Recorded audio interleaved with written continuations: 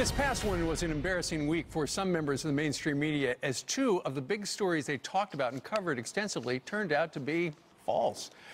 MSNBC and CNN spent 53 minutes and 20 seconds, and the network spent just over 19 minutes on the confrontation between those Covington Catholic high school students and Native American protesters. That story coming after the network spent 27.5 minutes on BuzzFeed's report that said President Trump directed Michael Cohen to lie to Congress.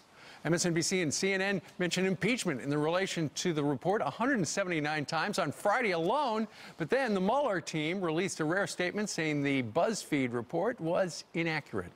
Here to discuss what is apparent media bias is the senior news producer for the Daily Signal and visiting fellow at the Independent Women's Forum, easier for me to say, Kelsey Harkness. Kelsey, good morning to you. Great to be here. Why the rush to judgment? I think the answer to that question is very simple.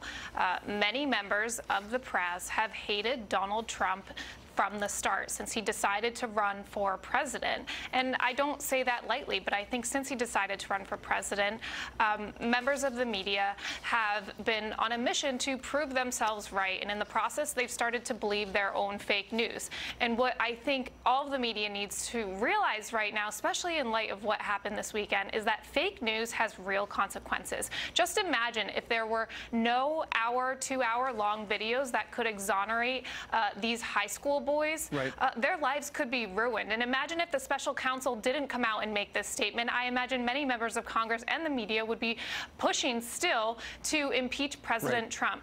Fake news has consequences. And Kelsey, when you look at it, though, it seems like this fake news, particularly these two stories, they both aim in one direction, don't they? Absolutely, and I think that's why a lot of conservatives and Trump supporters have such an issue with the media. And in many ways, this is proving President Trump right when he calls the fake news the enemy of the people, because these so-called mistakes only fall in one direction.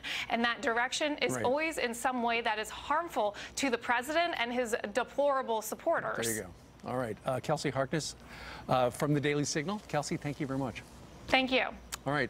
Straight ahead.